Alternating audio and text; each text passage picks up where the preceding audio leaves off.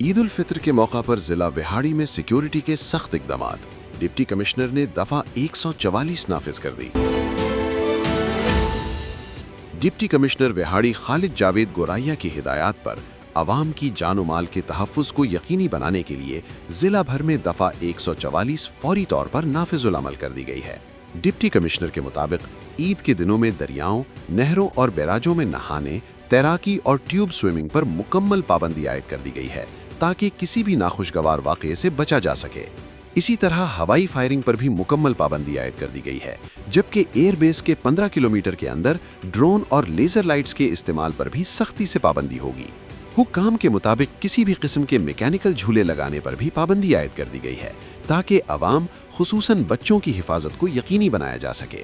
Deputy commissioner خالد جاوید گورائیا نے شہریوں سے اپیل کی ہے کہ وہ عید کے دوران دریاؤں اور بیراجوں کے قریب جاتے وقت احتیاط کریں اور اپنی اور اپنے بچوں کی حفاظت کو یقینی بنائیں۔